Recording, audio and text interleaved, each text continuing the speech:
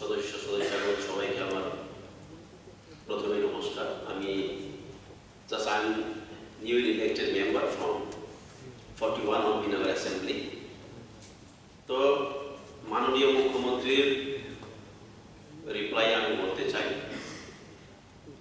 কারণ সেই দিন আমি খুদ নিজে গিয়েছিলাম এবং ওনার বক্তব্যে আমি একটা পেলাম নোটটা 45 অনলি স্টুডেন্টস রোমান স্ক্রিপ্টে লিখেছেন। ওই পয়েন্টের উপরে আমি বেশ করে বলতে চাই,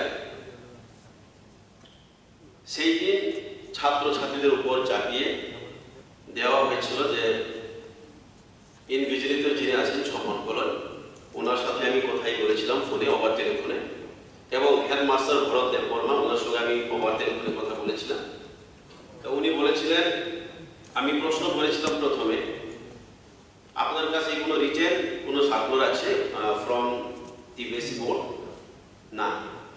তো কিভাবে আপনি পরীক্ষা চলাকালীন ঠিক ছেলেমেয়েরা লিখতে শুরু করলো, সেই মতাবস্থায় ইনভিজিলেটর গিয়ে ক্লাসরুমে ঢুকে পড়লেন, এইভাবে রোমান স্ক্রিপ্টে লেখা যাবে না?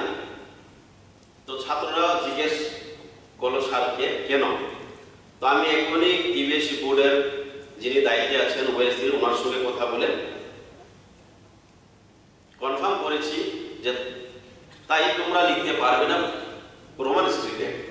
যদি রোমান স্ক্রিপ্টে লিখে তাহলে তোমাদের খাতা দেখা যাবে না, শুধু বাংলায় লিখতে হবে। এইভাবে মানে ফোর্সফুলি ছাত্রছাত্রীদেরকে উনি বলেছেন, সেটা একদম ক্লিয়ার। এরপরে আমি সেই বিকেল বেলায় তৈদু বয়েজ হোস্টেল এবং গার্লস হোস্টেল আমি গিয়ে নিজে ভিজিট করেছিলাম, আমার কাছে তথ্য প্রমাণও আছে। ছাত্রছাত্রীরা আমাকে বললো যে স্যার আমাদেরকে এভাবে চাকরিয়ে বলা হয়েছে, স্বপন কলই স্যার এবং ভরত দেববর্মা স্যার হেডমাস্টার। সেখানে প্রশ্ন উঠে 45 রোমান স্ক্রিপ্ট, শুধু 45ই সেই দিন পরীক্ষায় লিখেছিলেন আমাদের সিএম স্যার বলেছিলেন। যদি চাপিয়ে না দেওয়া হতো, যারা রোমান স্ক্রিপ্ট লেখার ইন্টারেস্ট বা যারা এক্সপার্ট, তাদেরকেও চাপিয়ে বাংলায় বা দেবনাগরী স্ক্রিপ্টে লেখার একটা প্রেশার দেওয়া হয়েছিল, যার জন্য এখন 45 হয়েছে। তো সেই জায়গায় যাদের ইচ্ছে মতো